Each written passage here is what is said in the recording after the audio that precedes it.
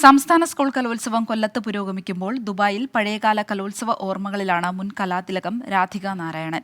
വർഷങ്ങളോളം യുവജനോത്സവ വേദികളിലെ താരമായിരുന്ന രാധിക ഇപ്പോൾ ദുബായിലും കലാമേഖലയിൽ തന്നെ സജീവമാണ്.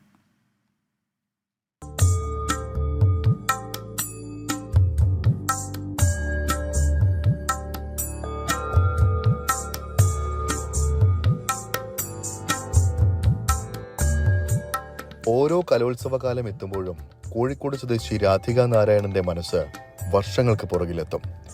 ഒരിക്കൽ താൻ ഉൾപ്പെടെ വേദിയിലെത്തിയിരുന്ന ആ മനോഹര കാലത്തിന്റെ ഓർമ്മകളിൽ മുഴുകും.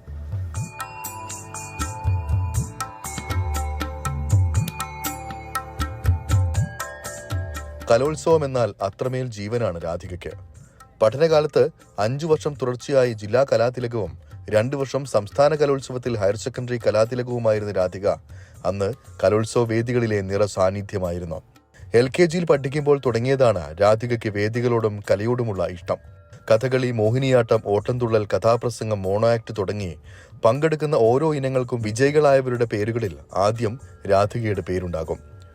ഓരോ കലോത്സവങ്ങൾക്കുമായി കേരളത്തിലെ വിവിധ ജില്ലകളിൽ എത്രയോ തവണ പോയതിന്റെ അനുഭവങ്ങൾ ഇന്നും ഓർമ്മകളിൽ നിറഞ്ഞു നിൽക്കുകയാണ് രാധികയ്ക്ക്.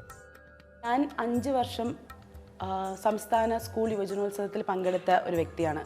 അതിൽ 2 വർഷം കലാതിലകമായിരുന്നു ഹയർ സെക്കൻഡറിയിൽ പഠിക്കുന്ന സമയത്ത്. 5 വർഷം കോഴിക്കോട് ജില്ലാ കലാതിലകമായിരുന്നു കണ്ടിന്യൂസ് ആയിട്ട്. ശരിക്കും തിരിച്ച് നമ്മൾ ആ കാലഘട്ടത്തിലേക്ക് പോകുന്ന ഒരു എഫക്റ്റാണ് നമുക്ക്. മനസ്സും നമ്മളെല്ലാവരും വീണ്ടും ചെറുതായിട്ട് ആ മത്സരവും ആ ദിവസത്തെ തിരക്കും ആ ദിവസം നമ്മൾ അനുഭവിക്കുന്ന ടെൻഷനും എല്ലാം ഉണ്ടായിരുന്നെങ്കിലും ഇന്നും എൻ്റെ മനസ്സിൽ ഏറ്റവും നല്ല ഓർമ്മകളിൽ ഒന്നാണ് കലോത്സവ ദിവസങ്ങൾ. UAE തിരക്കുള്ള നൃത്താധ്യാപികയാണ് ഇന്ന് രാധിക. പ്രവാസ ജീവിത തിരക്കുകളിലും കലയെ മുറുകെ പിടിക്കുകയാണ് ഇന്നും ഈ കലാകാരി. നേരിട്ട് കലോത്സവ വേദികളിൽ എത്താനായില്ല എങ്കിലും ഇപ്പോഴും മനസ്സ് മുഴുവൻ അവിടെയാണെന്ന് പറഞ്ഞു വെക്കുന്നു രാധിക. ഞാൻ കലയാണ് ഇപ്പോഴും എൻ്റെ ജീവിതത്തിൽ ഞാൻ മുന്നോട്ട് കൊണ്ടുപോയിരിക്കുന്നത്. ഞാനിപ്പം സോഹം എന്നുള്ളൊരു ഡാൻസ് ആൻഡ് യോഗ ഇൻസ്റ്റിറ്റ്യൂട്ട് ദുബായിൽ നടത്തുന്നുണ്ട്. യൂത്ത് ഫെസ്റ്റിവൽ നടക്കുമ്പം എല്ലാ പ്രാവശ്യവും നാട്ടിൽ എങ്ങനെയെങ്കിലും എത്തിപ്പെടാൻ ശ്രമിക്കാറുണ്ട്. കഴിഞ്ഞ വർഷം കോഴിക്കോട് ജില്ലയിൽ വെച്ച് നടന്ന സമയത്ത് ഞാൻ നാട്ടിലുണ്ടായിരുന്നു. എല്ലാ പ്രോഗ്രാംസും കാണാൻ പോകാറുണ്ടായിരുന്നു. ഈ വർഷം പോവാൻ ഇവിടുത്തെ പ്രവാസി ആയതുകൊണ്ട് അതിൻ്റെ ചില തിരക്കുകൾ ഉള്ളതുകൊണ്ട് മാത്രം പോകാൻ പറ്റിയില്ല. പക്ഷേ ഇത് നടക്കുന്ന ഇന്നലെ ദിവസം മുതൽ മോഹിനിയാട്ടമാണെങ്കിലും ഇന്നത്തെ പ്രോഗ്രാംസ് ആണെങ്കിലും എല്ലാം ഇരുന്ന് TV-യിലിരുന്ന് എല്ലാ ന്യൂസും അപ്ഡേറ്റ് ചെയ്യാനും എല്ലാം ഞാൻ ശ്രമിക്കുന്നുണ്ട്.